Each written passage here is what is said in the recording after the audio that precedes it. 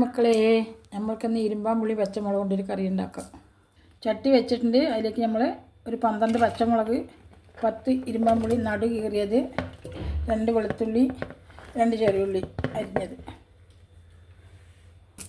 ഒരു 3 കതിർപ്പ് കറിവേപ്പിൻ്റെ ഇല,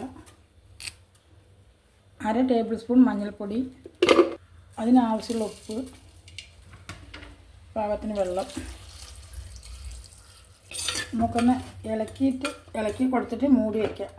അത് വേവട്ടെ. നമുക്ക് നാളികേരം 3 ചെറിയുള്ളിയും കൂടി അരച്ചെടുത്തിട്ട് വരാം.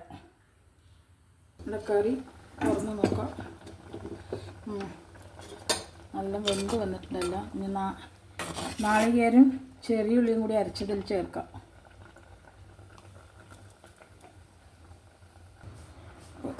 ഇളക്കി കൊടുക്കാം. ഇതൊന്ന് നല്ലോണം ഒന്ന് ചൂടായി വരട്ടെ.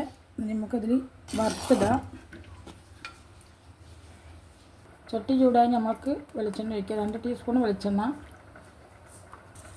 അതിലേക്ക് ആവശ്യമായ കടുക് പൊട്ടി വന്നിട്ടുണ്ടെങ്കിൽ നമുക്കതിലേക്ക് ചെറിയുള്ളി ഇടാം. 3 തണ്ട് കറിവേപ്പിൻ്റെ ഇട്ട് കൊടുക്കാം.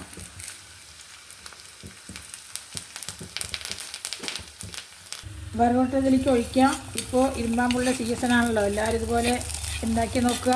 ഇതിലേക്ക് അറിയിക്കുക. സബ്സ്ക്രൈബ് ചെയ്യുക. ബെല്ലൈക്കൺ അമർത്തുക. ഇനിയുടെ വീട്ടിലെ മോള് ഇതുപോലെ ഒരു കറി ഉണ്ടാക്കാൻ പറഞ്ഞതാണ്. നല്ല ടേസ്റ്റുള്ള കറിയാണ്. ഉണ്ടാക്കി നോക്കി കഴിച്ചതിന് ശേഷമാണ് ഇപ്പോൾ ഞാനിപ്പോൾ കറി വെച്ച് കാണിക്കുന്നത്. എല്ലാവരും ഉണ്ടാക്കി നോക്കണം. ഇനിയൊരു വീഡിയോ ആയിട്ട് വരട്ടോ.